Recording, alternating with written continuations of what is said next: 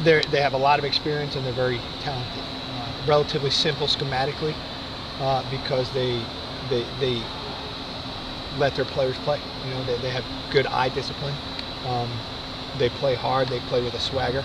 Obviously, they isolate number 7 quite a bit, and obviously you always have to account for where he is.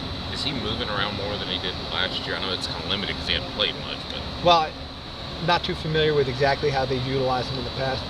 They are moving him quite a bit. Most of the time he lines up as the left defensive end, but he's been all over the map. There's been a lot made about him in the last couple of weeks. You know, is he the same player he was last year? Is he trying? What do you see when you watch him on tape?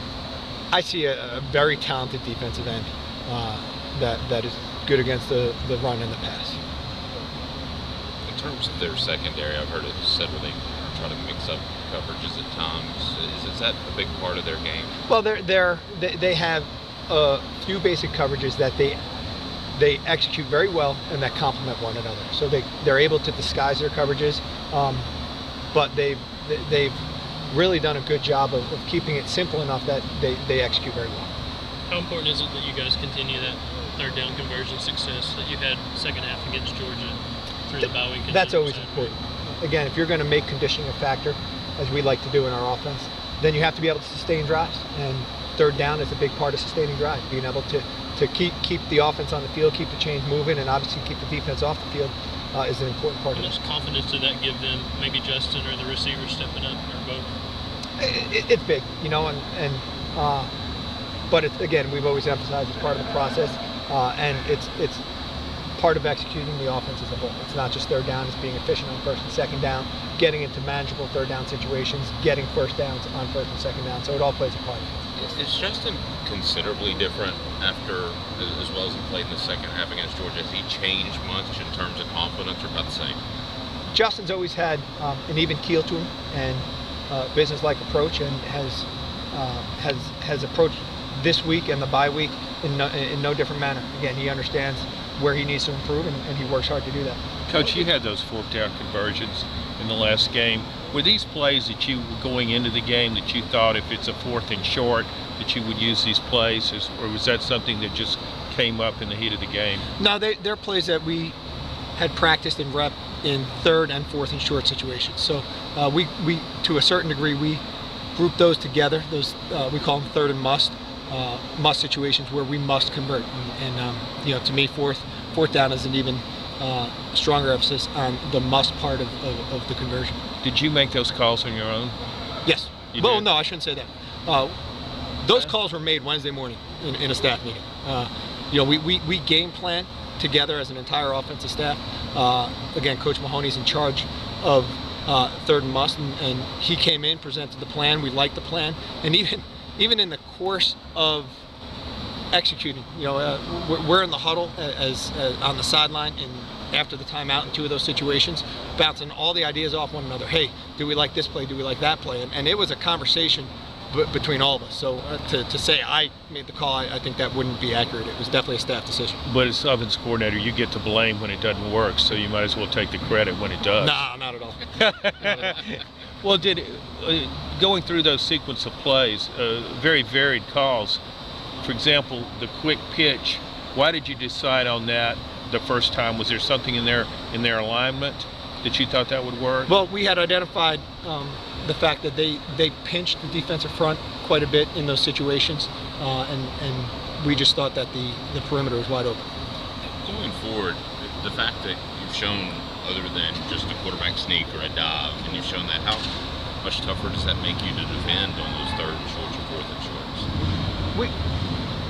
We always talk about being balanced in all situations, first, second, third down, and the ability to attack the entire field from sideline to sideline and from end zone to end zone is an important part of our offensive philosophy. So to have that as part of our third and one package or fourth and one package is something that we'll have every week.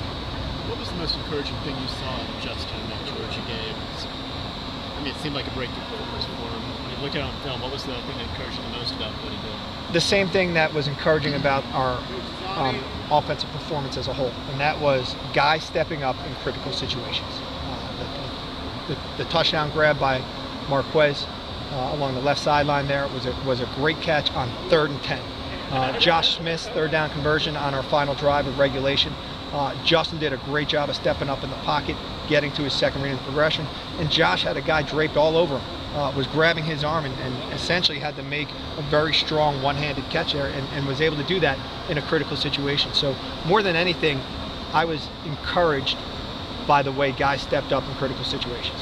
What kind of challenges does a bye week pose to an offense that had those kind of breakthroughs 2 weeks ago? Well, it's all part of the process. We've emphasized the process since day one. And the bye week gives us an opportunity to work on our deficiencies and to improve upon those things that we identified in the course of the season and in the course of last game that we need to work on. So, sure, again, let's not mistake the fact that we lost the game and we're disappointed. So that hunger is still within us to go out and compete, and the hunger for victory is still there. So that doesn't fade, and if anything, it lingers and makes us even more hungry to go out. You hear some coaches sometimes talk about making a call on a gut feeling. You've got these plays that designed for 3rd or 4th and short going into the game. If you had, when it's coming up and you're going to have to make this call, could you might in the same situation have a gut feeling like, no, I'm not going with what we prepared, I think this would work now? You're always going to rely on instincts, but there's so much that goes into the preparation that it's, you're always going to rely on your preparation. And again, the tendencies don't lie. You got to trust your preparation.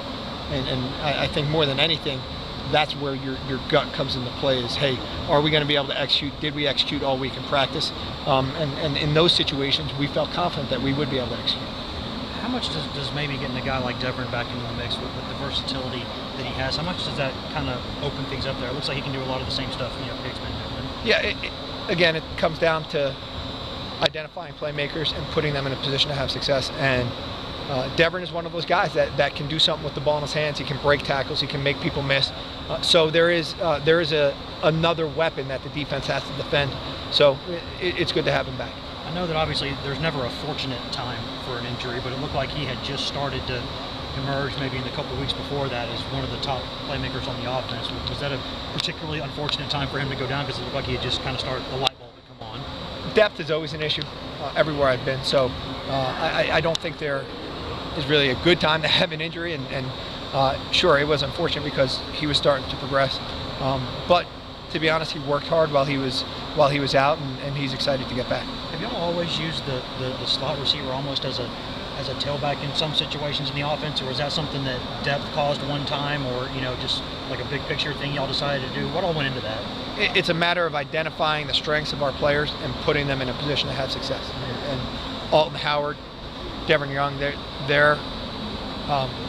do a good job with the ball in their hands, whether it's throwing them the ball, whether it's handing them the ball, figuring out what they do well and allowing them to do that is an important part of this offense. Is Steve Spurrier a coach that you studied before, just because he's always had the reputation as a good offensive coach and a play caller? Sure, I've always respected what he's been able to accomplish on the offensive side of the ball, and again, he's proven through the course of time that he's got a very effective scheme, and I enjoy watching what they've done in the past. But it comes down to us tailoring the offense to our personnel and our skill sets. Mike, a few more guys. Mike, why do you think Rajon has performed the way he had the last 2 games? Excuse me? Has something clicked with Rajon to kind of, I know he's gotten a lot more carries. Is that reason he's kind of had the last 2 games probably 2 of his best he's had here? Again, it's been a process, and he's made progress every week. So since week 1, since our first day here, he's improved in a lot of ways, in his pass protection, in his ability to finish runs in a physical manner. And as guys make plays, they get the ball more. And Rajon has proven that he can make plays. He kind of talked about how watching film with some of the offensive linemen have helped him. Is that something that's kind of typical of running backs that you've had in the past done that? And how can that help a back? We encourage our guys to watch as much video as possible, number one, and to watch as a group. Again, I think the receivers understanding what the quarterback's seeing and vice versa is important. The running backs understanding what the offensive line is trying to accomplish, and vice versa. You know, the offensive line knowing the running back's reads so they can paint a clear picture for him is an important part of executing. We talk about 11 hats being on the same page. Again, offensive football, if one guy doesn't execute and 10 guys execute very well, the play can get blown up. So in order to execute on the same page, I think they all have to have an understanding of the entire scheme and the entire concept. I think what I was wondering was, I guess, talking about the slot receivers kind of carrying the ball and stuff, is that something that, since you were at Central Michigan, that has been a part of the offense, or is that something that's kind of come along through the years? Back at Central Michigan, we had a player named Antonio Brown, who's now with the Pittsburgh Steelers. There was one year, I think he was our second leading rusher, if I'm not mistaken, at least our third leading rusher. It kind of developed back then when he demonstrated a skill set to do that, and as long as guys have shown the ability to do that, we found ways to get them the ball. Even at Cincinnati, we've had guys that can do that. So making the defense defend the entire width of the field, making the defense defend all the skill players is an important part of our offense. So yeah, it's something that can create some misdirection and create some lateral running seams, and again, space is a friend to a ball carrier. So we're going to try to find ways to put our ball carriers in space.